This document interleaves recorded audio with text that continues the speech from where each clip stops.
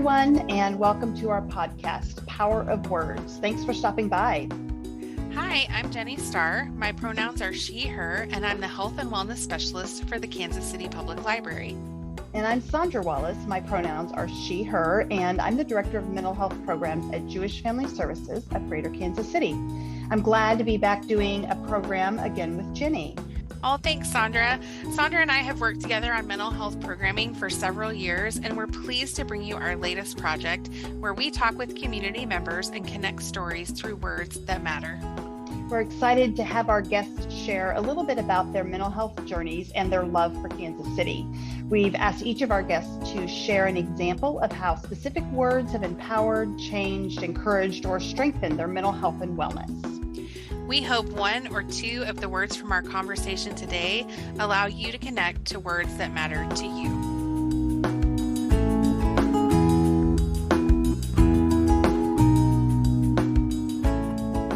Anything going on in your world these days, Miss Jenny? Well, hi, Sondra. Yes, we went to training camp over the weekend, Chiefs training camp. We had a lot of fun. It wasn't that hot. Because we went Friday that day that it downpoured. And so we had to sit in the parking lot for a long time. The gates open at 8:45 and it starts at 9:15. We didn't even get in till like 9:45. Okay. Almost 10. And then they ended it on time because they have a schedule. Yeah. So it was short, but it was fun. I was really impressed by Pacheco because he did autographs. He went all around to the sidelines of where all the fans were, and we did not get an autograph from him, which was fine because like 10 people probably got them. But this little boy did get one that was next to us, and he was holding his ball and his mouth was like open, and he was just like, oh my gosh, and he was so excited. And I thought, just totally gave me the chills. This kid's never going to forget this day and how neat it was, because where we were standing is not a place a lot of players were doing autographs. So how cool it was that he ran around to all the different spots to do it. Yeah. It was just fun. That's awesome.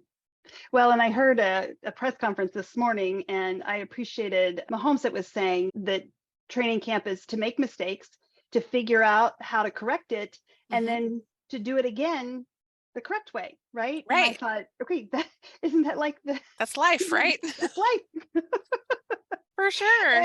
And he was just like, yeah, you make a mistake and you figure out how to correct it and you do it again and you do it correctly. And I thought, very much a matter of fact. Thank you for saying that out loud for all of us. But aren't we kind of all okay, I'll speak for myself. Aren't I kind of walking around in life thinking I'm supposed to know how to do it the first time? And what's wrong with me that I didn't know what to do, or I don't know what to do, or I didn't do it right the first time? And that is a good thing to think about in life. None of us have had the practice and a new experience, and so sometimes we just don't do it perfectly the first time, and that's okay. Yeah.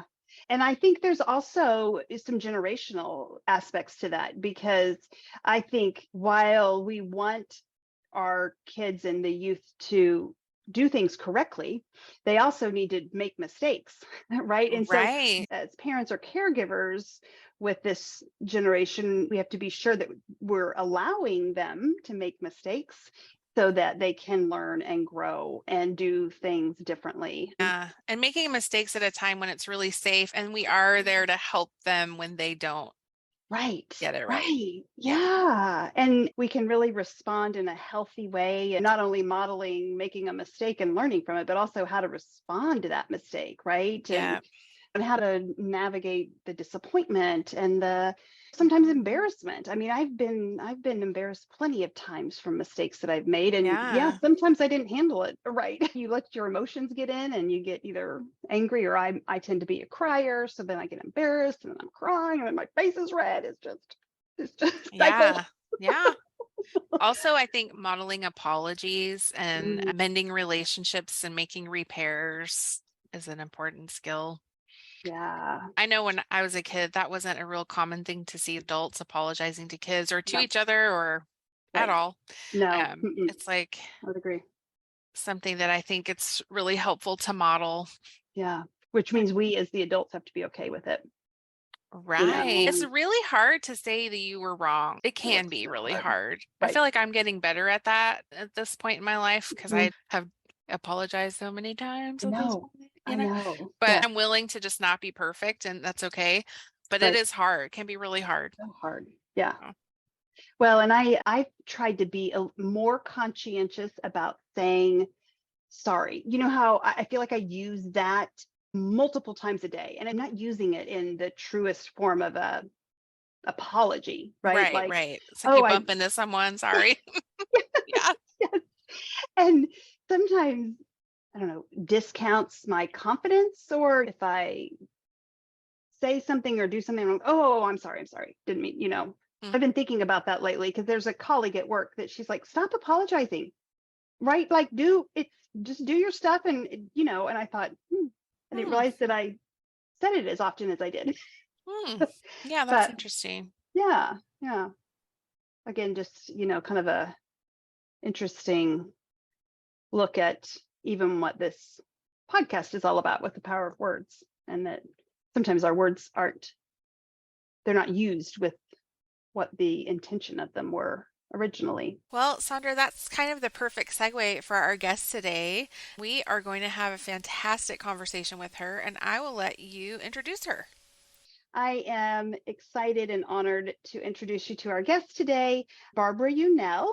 She comes to us as a Kansas City native, an author of 15 plus books. I think in your bio it says a devoted mother and an adorning grandmother, and I could not use better adjectives to describe you.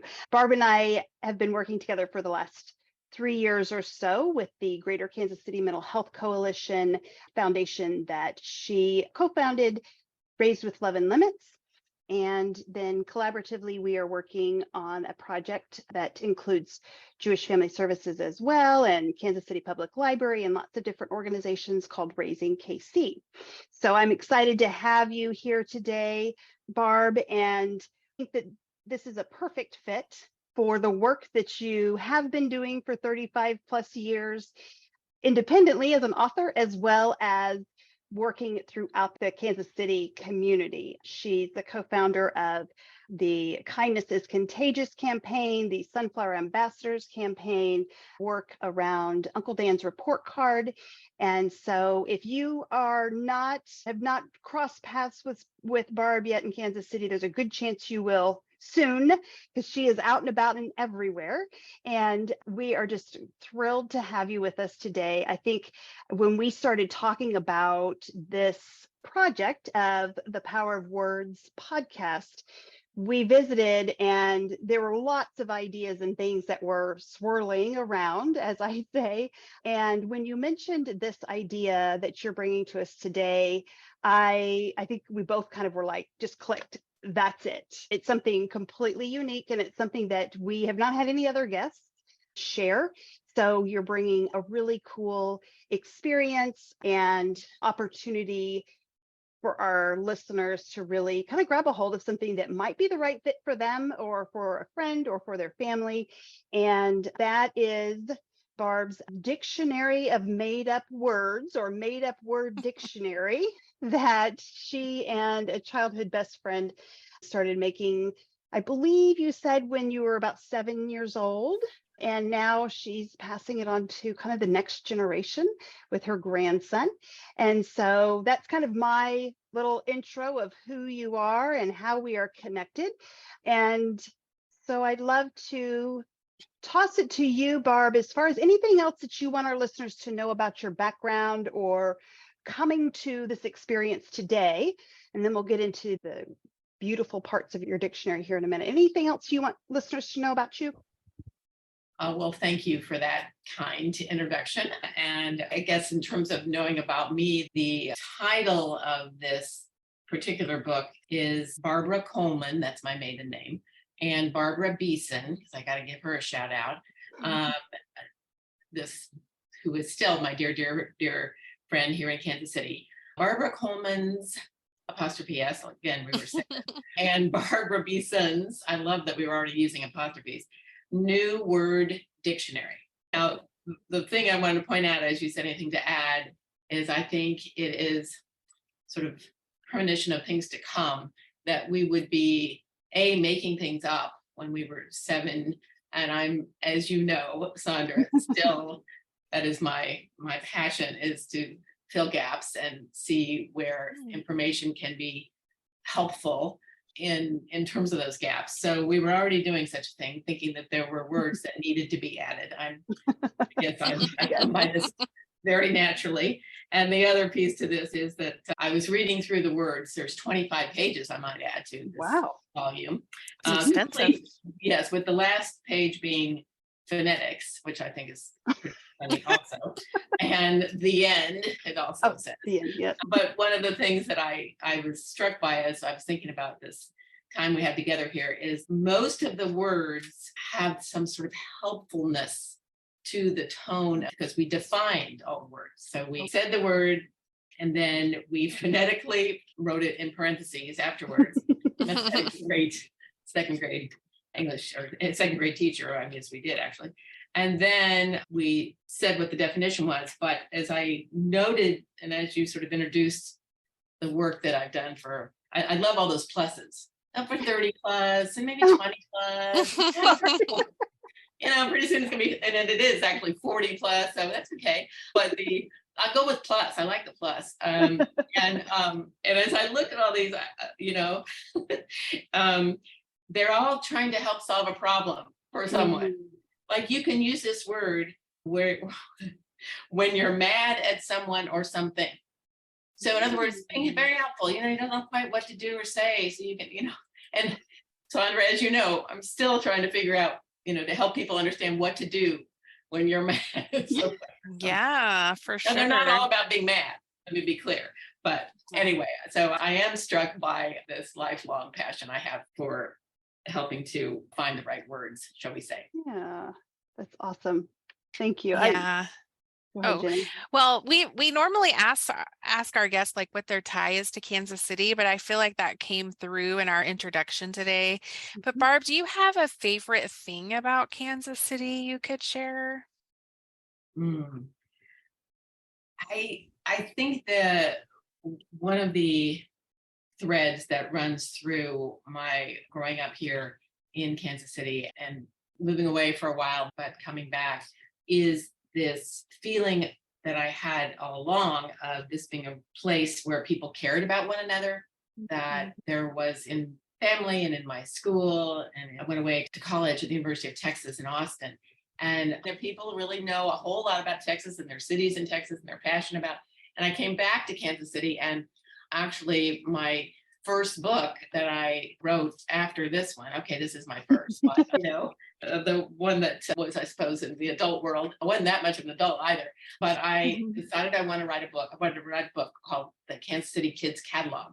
And it was about things to do and fun to have in Kansas City.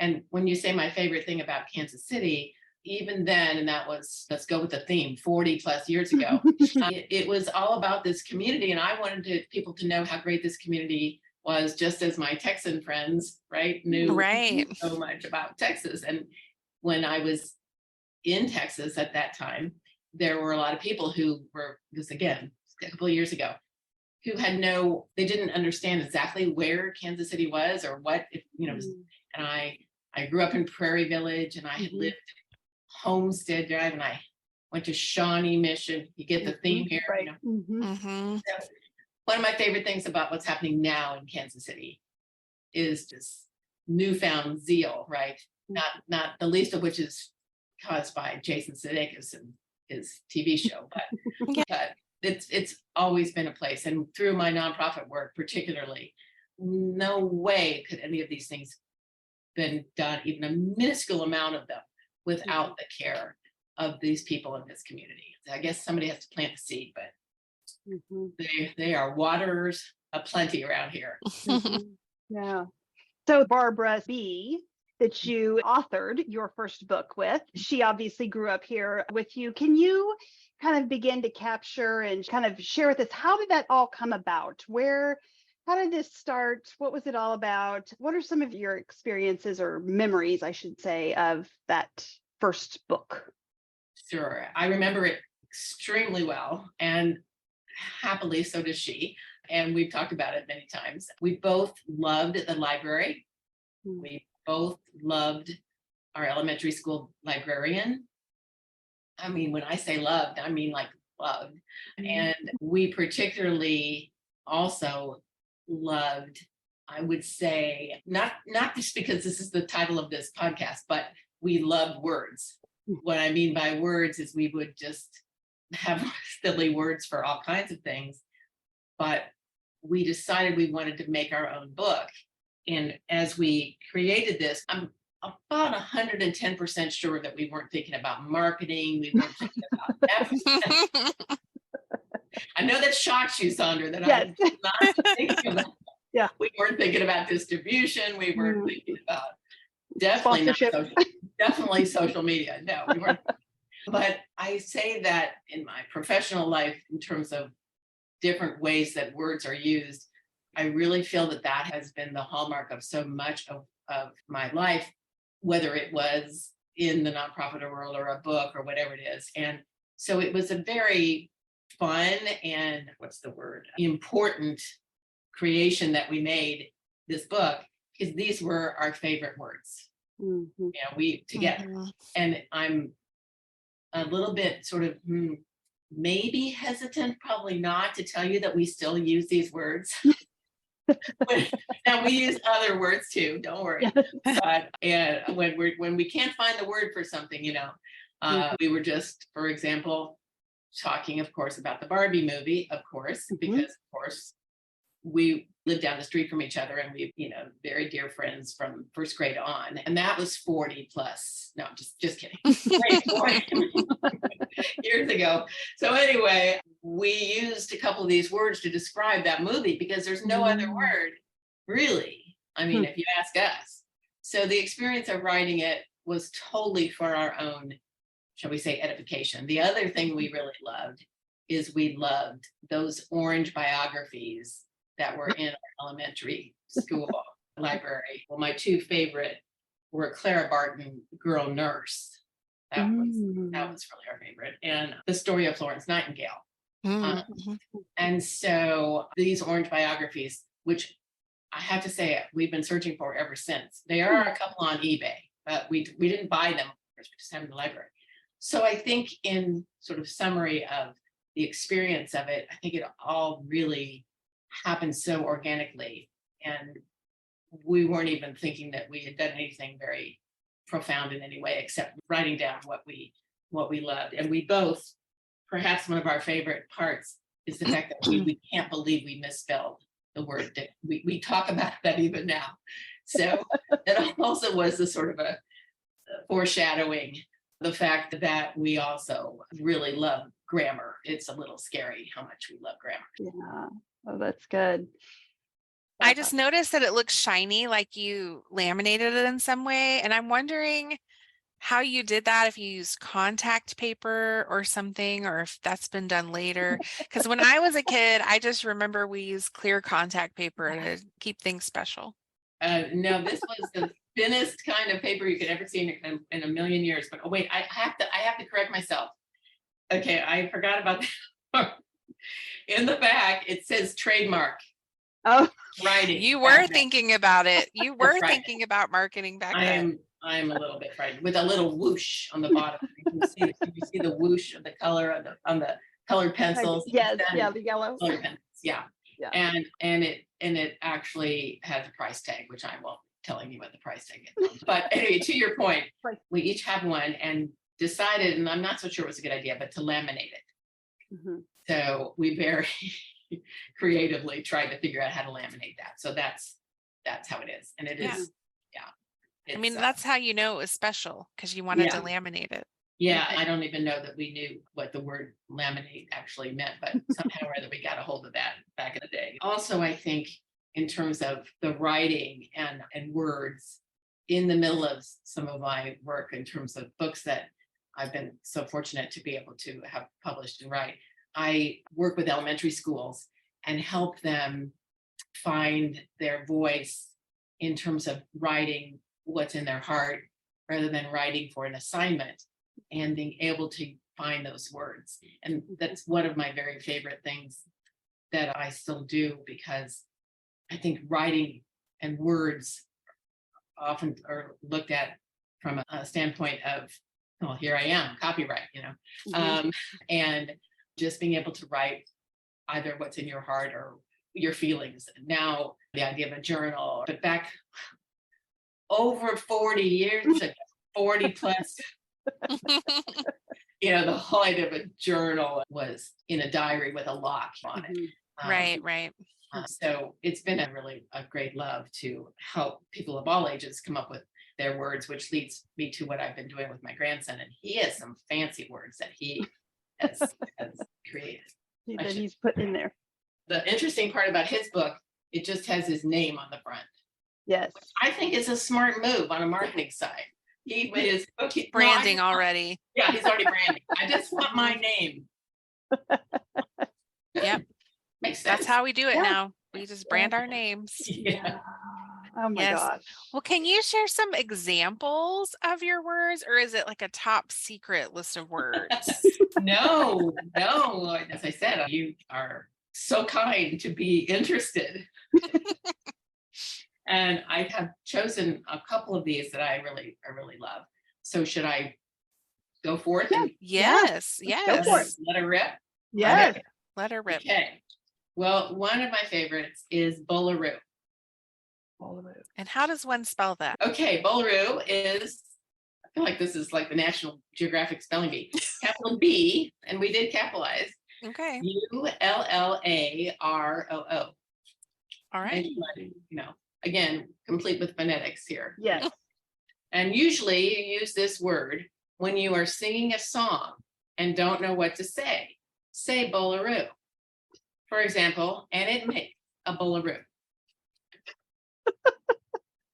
For example. That's the best part of it all. Comma. There's more. Yeah. I mean, I don't know. I mean, each one of these is precious, and I can tell you feel exactly the same way. But so when we were talking about the Barbie movie, all I wrote back was, and it makes a Bollaroo, and everybody knew what that was. So you feel free. Yeah. It's a good one. It is a good one. Well, I wonder, thinking about that word, and then I was even thinking about how we would teach students like prefixes and suffixes. And so you wonder, and I don't know if you remember this or not, but like if you were taking words that you knew, like I thought about bull and then kangaroo, you know what I mean? Like if you wonder if that was part of your know your mind. No. Okay. No. Yeah. Okay. No. But we did have logical sequential. We did like, no, this is just our words that we came up with. We did have derivative, and let me be clear. For example, there's blumsh. Blumsh, which is BLUMSH. Okay. Yeah, that's H. And blumsh means, and these are underlined. Okay, these next words are underlined. Definition. Very, very, very pretty, all underlined. Tree. For example, what a blumsh tree that is, Barbara, period. Sorry, but makes sense to me.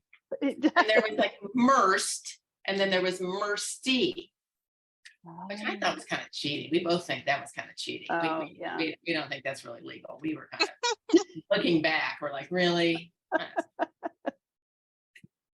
And you probably need to double check that the New York Times doesn't use any of these words on the Wordle, right? Yeah, that's true. Are any of them 5 letters? Yeah, seriously. I do feel like sometimes that those words are made up. It has crossed both of our minds, and particularly mine of late.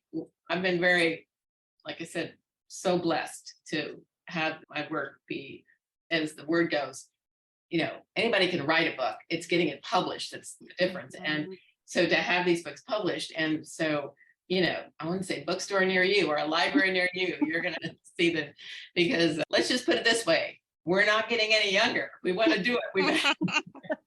We better do it. Anyway, we've had so much fun with it.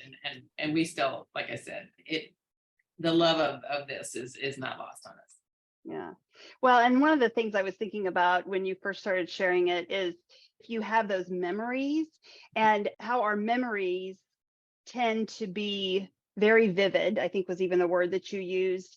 when there's an emotion attached to it. Mhm. And just even your voice, and the listeners can't see you, but I can see, the animation as you tell those stories just reminds us that the memories that we have that are the most vivid are ones that are typically attached to an emotion, and just that heart and love that you share with your friend as well as the project. And then it made me think about the words you used to describe the library and the librarian, and how you just loved her, right? And you loved that space. And that's all about those relationships that are safe and that are so nurturing for humans, and especially for our young kids that are going into and as Jenny and Karen know, at the library, and you see kids just light up when they feel so safe and seen and heard in those spaces. So it's a really cool memory. Yes, I think one of the things is, and back to the power of words and your intention here in terms of words, I think there's this sort of sticks and stones can break our bones with words, et cetera, and all, but if you can't put words back, toothpaste in the toothpaste jar, Right. So many things like that. But that we might have heard, but I think if there's anything, then I'm not sure when the hook is going to come from Karen. So I want to make sure I say this. I'm looking for that hook, because as Sondra knows, I can use a whole bunch more words here, right? But I don't know that people have things to do in their lives other than listen to this. But there is a sort of cavalier use of words today, I believe, because we have so many different media that words are coming at us in so many different forms. And dare I say, over 40 years ago, if you wanted to say something that was your own, the idea would be to write a book, right? Which is, as I said, the Kansas City Kids catalog, that idea came from that. And that passion I had for getting the word, no pun intended, the word out. As we have so many different ways to communicate, one of the things that I think is so important is, how do you reach people with your words?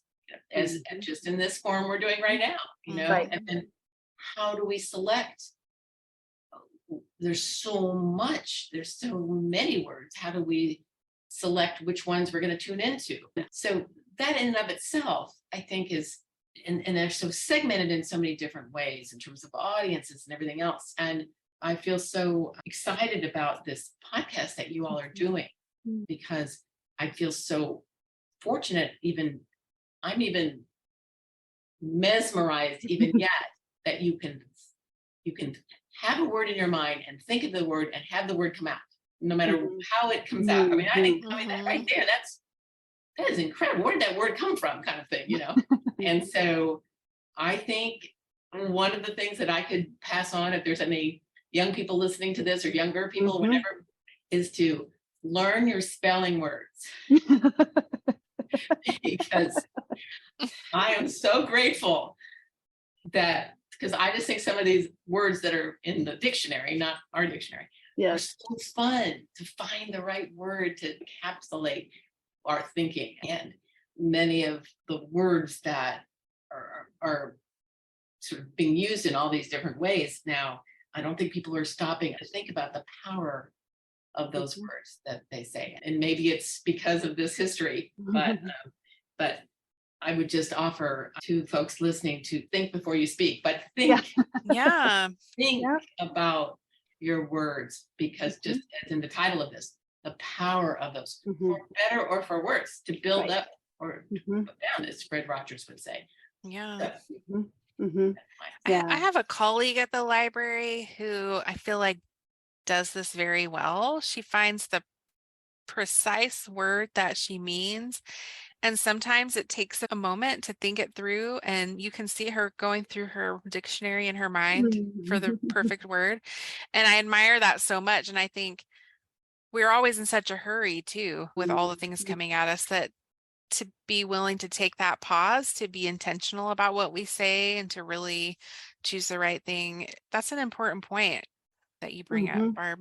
Right. And your point too, Sondra, about the emotions behind the words, back to texting, and there aren't enough emojis on the planet to suit me, right? And so the intention behind, the emotion behind some of our communication now, I remember I gave a talk at a school. I remember so vividly about the word terminal. This is long time ago.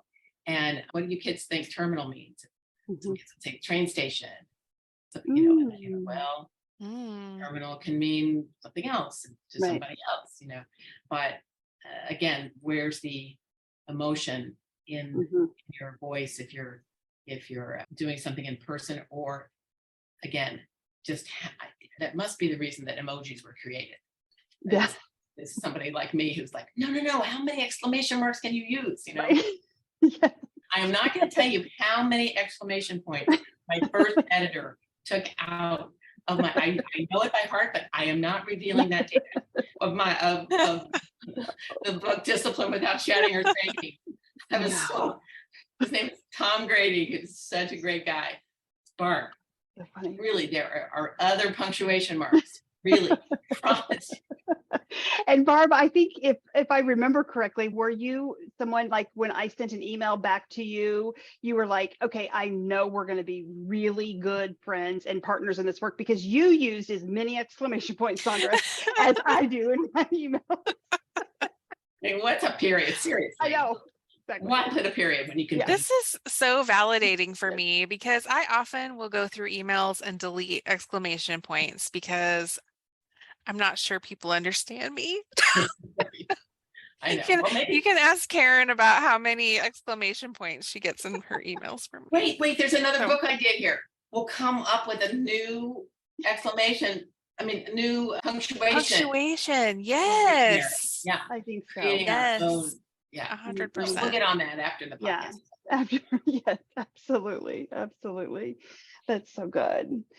Barb, anything else that you're wanting to share with us about your book? I hope that this might inspire, as you said in the beginning, Sondra, this love of making up your own words or creating your own book, and who knows where that will lead in terms of someone of all ages. And not to say that this is the quintessential one, but just get it down, write it down if you can, or have somebody else write it for you if you can't write.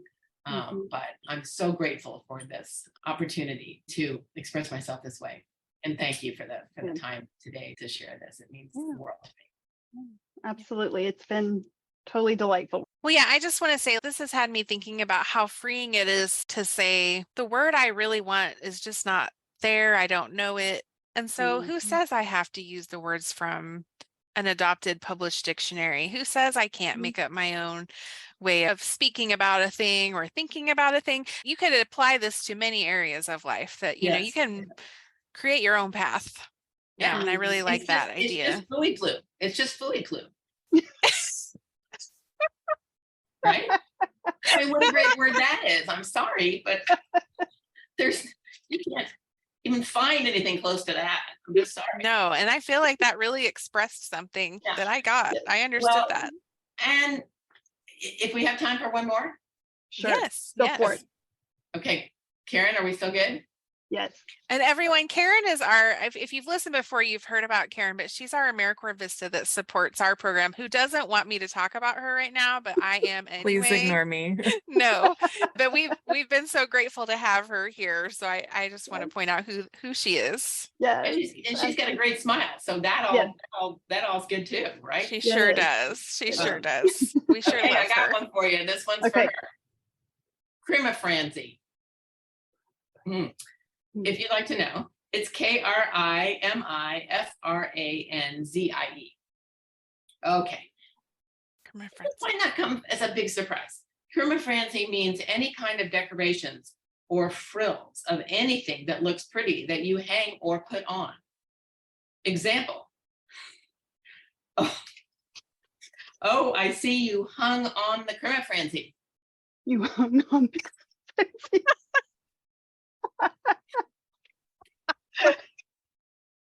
I can't tell a lie. It's right here. I didn't want to change it, but I'm not 100% sure I'm a fan, but I do like the word. Yes, that's a good one. That's a good one. Speaking of words, the last thing that we do at the end of each of our podcasts is we ask our guest, as of right now, today, what is your favorite word? Wow. Well, I think I just said it. My uncle, one of my mentors, Dan Brenner, when he or I or anyone else for that matter in our world either did something or said something, or there was something that was, can't find the word for how good it is or how shocking it is, he would say, "Wowzee," with, if only there was video here, wowzee with your arm and going down like, oh yeah, wowzee. Wowzee, Yeah. Imagine. So you get some upper arm work, you get some back work, it's all kinds of exercise.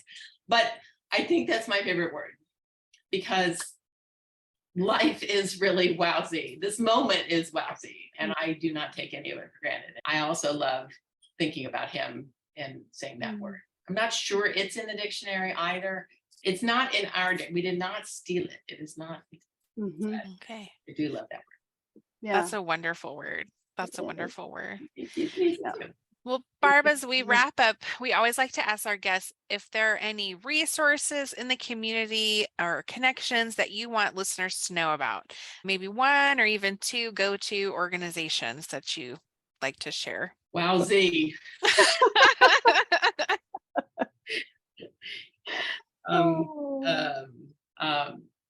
Upcoming work that you're going to be learning about of a public health initiative called Raising KC, and that would be found at raisingkc.org. And I'm also thrilled to be having my 19th book actually come out this fall, the proceeds from which will go to the Back in the Swing nonprofit that helps improve and protect the lives of breast cancer survivors. And so if you go to backintheswing.org, you will learn all about joyful, healthy living after breast cancer. So those are wonderful. Wonderful. Awesome. Thanks so much, Barb. Thank you. Yeah. Thank you for sharing those. Well, and as always, we remind you to check out the library resources at kclibrary.org and Jewish Family Services at jfskc.org for our current programs and resources that are always available. And until next time, we challenge you to choose words that matter. Thanks for joining us. Thanks, everyone. Thanks, Thank Barb. you. Thanks, Thank Barb. you. Have a good day, and don't forget the wowzee. Wowzee. Wowzee. Hey, is that our new, the way we end our podcast? It's not bye. It's wowzee. Thank you for listening, and we hope you enjoyed this episode of Power of Words. This episode is produced by the Kansas City Public Library and Jewish Family Services of Greater Kansas City with support from AmeriCorps. We encourage you to explore our health resources and services available in the show notes. And follow or subscribe for new episodes wherever you listen to your favorite podcast.